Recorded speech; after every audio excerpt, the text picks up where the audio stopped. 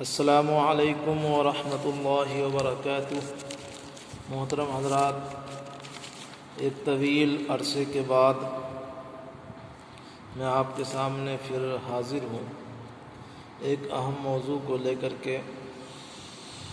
مختلف مشغولیت کی وجہ سے اور اسفار کی وجہ سے یہ سلسلہ منقطع ہو گیا تھا۔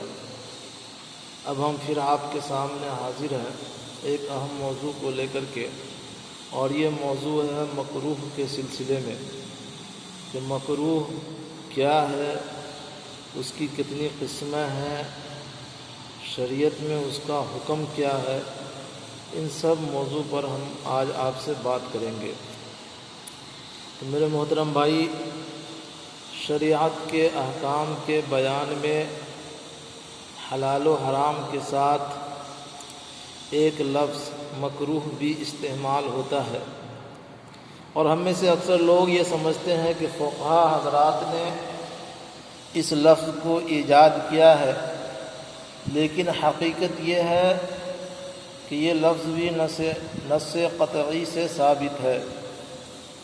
بنیادی طور پر شریعت کے احکام کی دو قسمیں ہیں، ایک مامورات یعنی وہ احکام جن کو شریعت نے کرنے کا حکم دیا ہے، اور دوسرے منہیات یعنی وہ احکام جس سے شریعت نے بچنے کا حکم دیا ہے، یعنی شریعت نے اس کو کرنے سے منع فرمایا ہے۔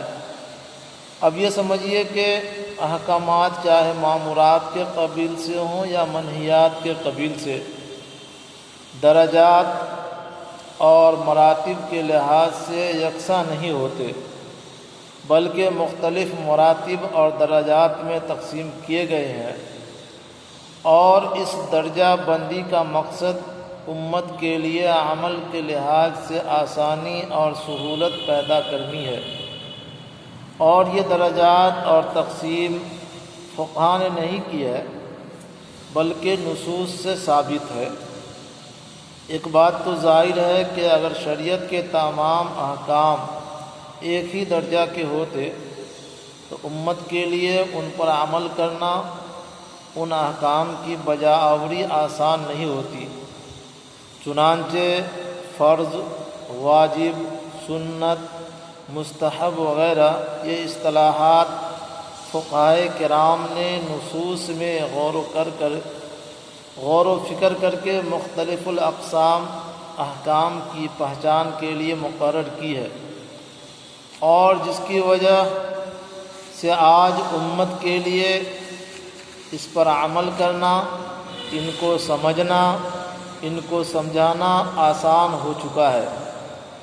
احکامات کی انہی اقسام میں سے ایک قسم وہ ہے جس کو فقہائے کرام نے مکروہ کے نام سے موسوم کیا ہے، ذکر کیا ہے۔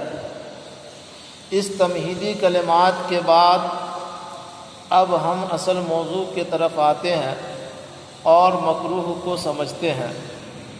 تو مکروہ کی تعریف، مکروہ کی لغوی تعریف یہ ہے، لغت کے اعتبار سے مکروہ ناپسندیدہ چیز کو کہتے ہیں، اور شریعت کی اصطلاح میں مکروہ کی حقیقت اور تعریف کو سمجھنے کے لیے اول تو یہ جاننا چاہیے کہ اشیاء یعنی چیزوں کی حکم کے اعتبار سے تین قسمیں ہیں۔ ایک حرام، جن کی ممانعت نص قطعی سے بالکل صاف طور پر ثابت ہے، جیسے شراب ہے، خنزیر وغیرہ کا گوشت۔ اور دوسرا ہے حلال، جس کی اجازت نص قطعی سے واضح طور پر ثابت ہے، جس کو کرنے کے لیے اللہ تبارک و تعالیٰ نے حکم دیا ہے، جیسے روٹی، نکاح وغیرہ حلال چیزوں کا استعمال۔ اب نمبر 3، یعنی بعض چیزیں ایسی ہے جس کے متعلق اجازت اور ممانعت دونوں جانب کے دلائل موجود ہیں، جس کی وجہ سے نہ تو مکمل طور پر آپ اس کو حلال کہہ سکتے ہیں، اور نہ ہی مکمل طور پر ہم اس کو حرام کہہ سکتے ہیں۔ اسی چیز کو فقہا کی اصطلاح میں مکروہ کہا جاتا ہے۔ اب یہ سوال پیدا ہوتا ہے کہ مکروہ کا ثبوت کہاں سے آیا؟ تو اس کی دلیل یہ ہے، ایک حدیث ہے، حضرت نعمان بن بشیر رضی اللہ تعالی عنہ اس حدیث کے راوی ہیں۔ حدیث کے الفاظ یہ ہے، عن النعمان بن بشیر رضی اللہ تعالی عنہ انہ قال قال النبی صلی اللہ علیہ وسلم الحلال بین والحرام بین وبینہما مشتبہات لا یعلمہن کثیر من الناس۔ مشکوٰۃ المصابیح کی یہ حدیث ہے۔ ترجمہ یہ ہے کہ حضرت نعمان بن بشیر رضی اللہ تعالی عنہ فرماتے ہیں کہ حضور اکرم صلی اللہ علیہ وسلم نے ارشاد فرمایا کہ حلال بھی واضح ہے، حرام بھی ظاہر ہے، واضح ہے، اور ان دونوں کے درمیان کچھ ایسی چیزیں ہیں جو مشتبہ ہیں، جو مشکوک ہیں، جن کو اکثر لوگ نہیں جانتے۔ آپ کے ارشاد کے اعتبار سے حلال بھی واضح اور حرام بھی واضح، اور درمیانی چیز کو جو آقا صلی اللہ علیہ وسلم نے مشتبہات فرمایا ہے، یہی چیز فقہا کی اصطلاح میں مکروہ کا درجہ رکھتی ہے۔ اس بات کو مزید وضاحت سے سمجھیے، اس کے لیے آئیے ہم دوسری حدیث پڑھتے ہیں۔ عن ابن عمر رضی اللہ تعالی عنہ انہ قال کہ ان النبی صلی اللہ علیہ وسلم سئل عن الذب فقال النبی صلی اللہ علیہ وسلم لا آکلہ ولا احرمہ۔ حضرت ابن عمر رضی اللہ تعالی عنہ فرماتے ہیں کہ حضور اکرم صلی اللہ علیہ وسلم سے گوہ کے متعلق دریافت کیا گیا کہ کیا گوہ کا کھانا حرام ہے یا حلال؟ تو اللہ کے نبی صلی اللہ علیہ وسلم نے ارشاد فرمایا کہ نہ تو میں اس کو کھاتا ہوں اور نہ ہی میں اس کو حرام کہتا ہوں۔ اس حدیث کو ترمذی شریف نے جلد 2 میں صفحہ نمبر 1 پر درج فرمایا ہے۔ حضور کے اس جواب سے مکروہ کی اصطلاح بخوبی واضح اور ثابت ہو جاتی ہے، کیونکہ آقا صلی اللہ علیہ وسلم گوہ کو حرام قرار نہیں دے رہے ہیں، لیکن خود اس کو تناول بھی نہیں فرما رہے ہیں۔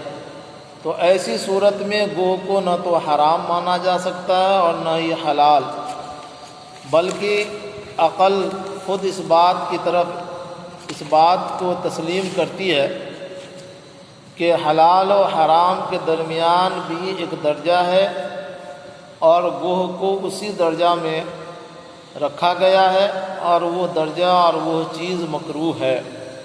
امید کرتا ہوں کہ مکروہ کی تعریف سمجھ میں آ گئی ہوگی۔ اب اصل موضوع مکروہ کی قسمیں اور ان کا حکم، اب ہم اس کی طرف آتے ہیں۔ تو میرے محترم بھائی، مکروہ کی 2 قسمیں ہیں، ایک ہے مکروہ تحریمی اور دوسرا ہے مکروہ تنزیہی۔ اب تعریف سمجھیے۔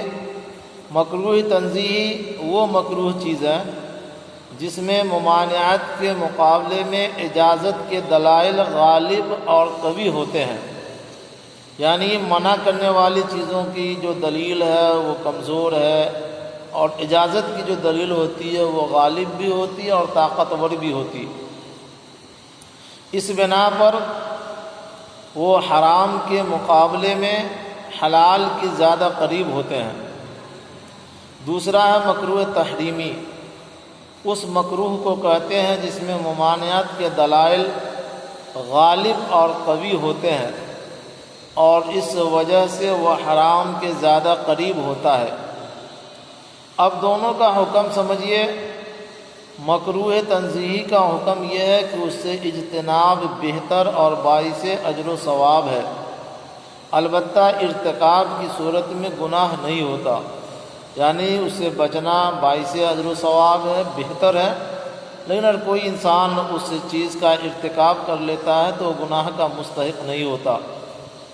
اور تحریمی کا حکم یہ ہے کہ اس سے اجتناب ضروری ہے، اور اس کا مرتکب، اس کا ارتکاب کرنے والا گناہ کا مستحق ہوتا ہے، خلاصہ کلام میرے بھائی یہ کہ احکامات شرعیہ درجہ اور مرتبہ کے اعتبار سے یکساں اور برابر نہیں ہوتے، بلکہ ان کی مختلف قسمیں ہیں۔ مکروہ بھی انہی اقسام میں سے ایک اہم قسم ہے اور یہ نصوص سے ثابت ہے۔ فقہائے کرام نے نصوص میں غور و فکر کر کے مکروہ کی ایک اصطلاح مقرر کی ہے تاکہ امت کے لیے اس کی پہچان میں اور اس سے بچنے میں سہولت اور آسانی ہو، اور یہ ان کے اس امت پر بہت سارے احسانوں میں سے ایک عظیم احسان ہے۔ اللہ ہم سب لوگوں کو اس پر عمل کی توفیق عنایت فرمائے۔ مزید جس بھائی کو اس کے بارے میں اور بھی وضاحت طلب ہو وہ ہم سے رابطہ کر لیں۔ وآخر دعوانا الحمد للہ رب العالمین، والسلام علیکم ورحمۃ اللہ وبرکاتہ۔